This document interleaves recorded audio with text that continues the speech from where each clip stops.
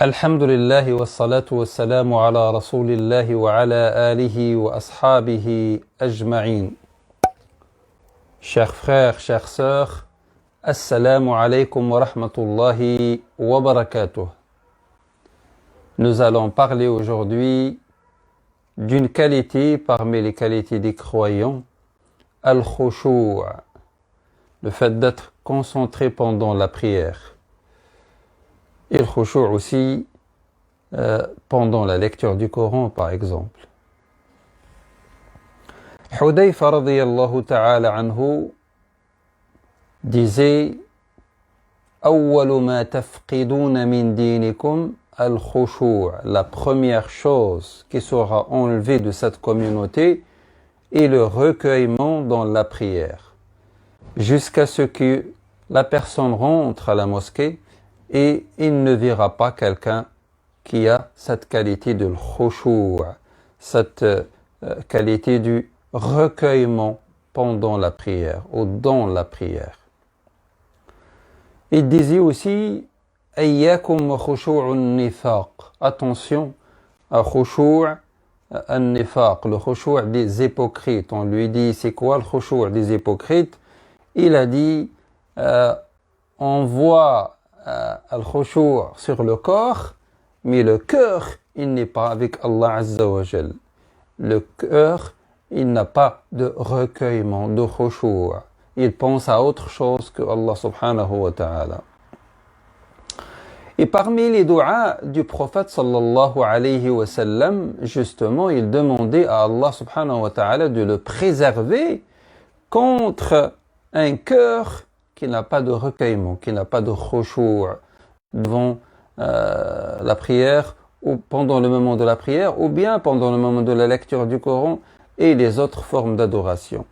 النبي صلى الله عليه وسلم disait أعوذ اللهم إني أعوذ بك من علم لا ينفع ومن قلب لا يخشع ومن عين لا تدمع ومن دعوة لا يستجاب لها, qui veut dire il demande à Allah subhanahu wa ta'ala de le préserver contre une science qui n'est pas utile. La personne a rassemblé beaucoup de sciences mais à la fin il n'applique rien, il est loin des qualités des gens de la science.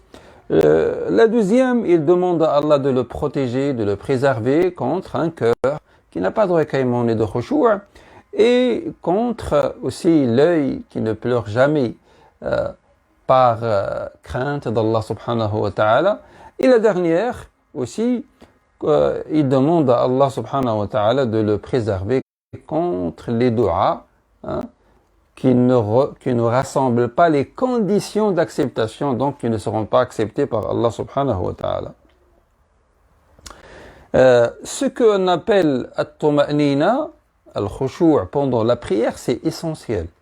D'ailleurs, le prophète sallallahu alayhi wa sallam, une fois, il a vu quelqu'un qui a prié. Il a fait tous les gestes de la prière. Il arrive devant le prophète sallallahu alayhi wa sallam, il dit Salamu alayka ya Rasulallah. Il dit Wa alaykum as-salam.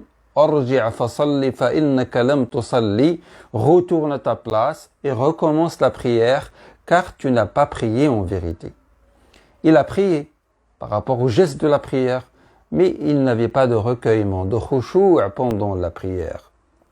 Dans un hadith du prophète sallallahu alayhi wa sallam, il nous dit l'homme finit sa prière alors qu'il ne lui a été attribué que le 10e de sa récompense, le 9e, le 8e, le 7e, le 6e, le 5e, le quart, le tiers ou la moitié, qui veut dire il aura la récompense de sa prière selon le degré du recueillement, du khushu'. Allahumma arzuqna al-khushu' ya Rabbil alamin, ya Arhamar Rahimin, ya Karim, ya Jalil, ya Arhamar Rahimin.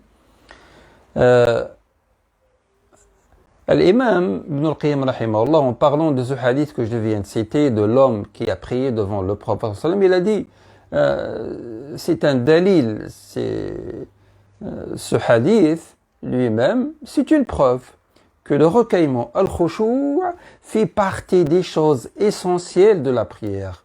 Comment Allah accepte une prière sans recueillement, sans khushu'? Allahumma arzuqna al-khushu'a fi salatina wa ibadatina ya Rabbil alamin ya Arhamar Rahimin. Omar ibn al-Khattab, radiyallahu anhu, il a vu quelqu'un en train de prier. mais ça se voit qu'il n'a pas de recueillement. Il était en train de toucher sa barbe avec ses mains, il regarde à droite et à gauche. Ibn Khattab, il a dit, لو خشع قلبه لخشعت جوارحه. Si il avait le recueillement, le khushu' au fond de son cœur, ça se voit sur son corps. Il ne fera pas tous ces gestes pendant la prière. al-Mu'minina, Aïcha radiyallahu ta'ala anha, elle nous a parlé du khushu' du prophète sallallahu alayhi wa sallam. Elle a dit, il était avec nous comme un homme, avec sa famille. Mais dès que la prière arrive, elle a dit, Sayyida Aïcha, كأنه لا يعرفنا ولا نعرفه. C'est comme s'il ne connaît pas les membres de sa famille, c'est comme si nous on ne le connaît pas. Qui veut dire, le moment de la prière, il oublie tout. Il oublie le reste et il se concentre sur sa prière. Le sens des paroles de Aïcha radiyallahu ta'ala anha. Et c'est lui qui a dit, alayhi salatu wassalam, dans la prière, il y a certes une occupation. Rawahu al-Bukhari wa Muslim. Dans la prière, il y a certes une occupation, qui veut dire, pendant la prière, concentre-toi sur la prière. Tu es devant Allah, devant Al-Jabbar. Allah, il te voit. Allah, il écoute tout ce que tu dis pendant la prière. Et rien n'échappe à la science d'Allah subhanahu wa ta'ala. Concentre-toi. Malheureusement, au moment où on dit Allahu Akbar pendant la prière, comme vous le savez tous, et nous sommes tous concernés, pendant ce moment-là, tout arrive en même temps. On commence à penser à des choses qu'on ne pense même pas en dehors de la prière. C'est shaitan et nafs. Il y a un combat entre le cœur croyant, le cœur plein de foi et de spiritualité, et nafs d'un côté et shaitan de l'autre.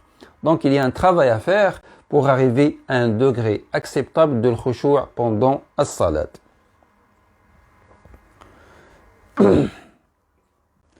Dans un hadith aussi, il dit, le Nabi sallallahu alayhi wa sallam, quand l'un de vous est en prière, il est en communication privée avec son Seigneur. Subhanallah. Tu dis Allahu Akbar, tu es en communication privée entre toi et Allah. Rien entre vous deux. Hein? Et parmi les règles de la spiritualité islamique, il n'y a rien entre le serviteur et Allah subhanahu wa ta'ala. Dans certaines religions, il y a un intermédiaire, mais en islam, non.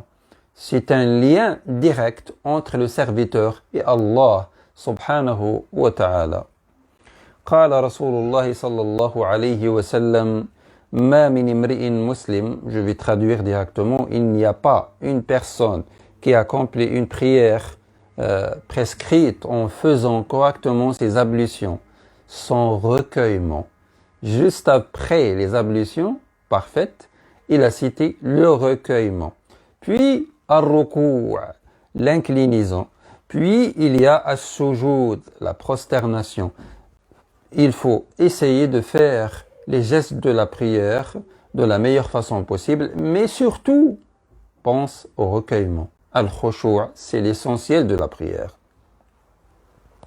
Dans un autre hadith, il dit sallallahu alayhi wa sallam, celui qui prie une prière sans penser à quoi que ce soit de ce bas monde, ses péchés lui seront pardonnés. Donc c'est une grande récompense à celui qui a le recueillement, on ne va pas dire total, accepté entre parenthèses, à un certain niveau accepté, pendant sa prière. Celui qui ne pense pas à autre chose pendant sa prière, il aura, Inch'Allah, cette récompense auprès d'Allah. Ses péchés seront pardonnés. Allahumma wafiqna lidalik. De l'autre côté, le contraire, celui qui n'a pas de recueillement pendant le salat, c'est un voleur. Ce n'est pas moi qui a dit que c'est un voleur, mais c'est le prophète sallallahu alayhi wa sallam.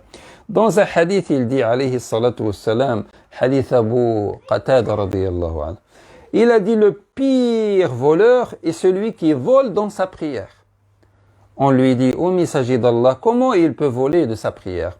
Il a dit, il n'accomplit pas convenablement, parfaitement, al-ruku' ni al-sujud, qui veut dire, il ne fait pas les gestes de la prière comme il faut, il se précipite dans la lecture, dans le recours, dans le sujoud, il ne donne pas à la prière, à sa prière, le temps qu'il faut. Et combien de scènes on a vu de cette catégorie, des gens qui prient vite fait, comme si c'est un pointage, il a prié et ça passe. Tu es devant Allah, c'est une ibada, c'est une adoration. Donc essaie de la faire de la façon la plus parfaite possible. Allahumma waffiqna lidhalika ya Rabbil alamin ya arhamar rahimin.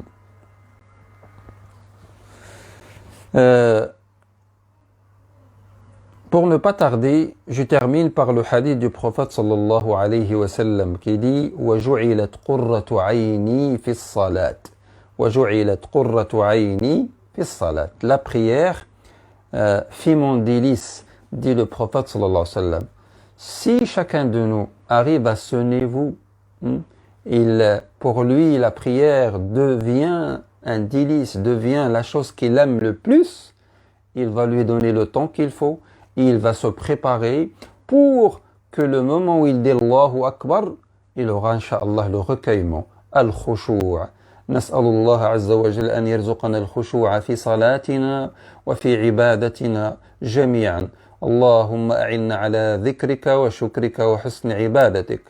اللهم يا رب العالمين تقبل منا ما وفقتنا إليه من خير واعف عنا إنك أنت العفو الكريم. اللهم اشف مرضانا ومرضى المسلمين. اللهم ارحم موتانا وموتى المسلمين. اللهم ارفع عنا هذا البلاء وعن البشرية بلطفك ورحمتك يا رب العالمين.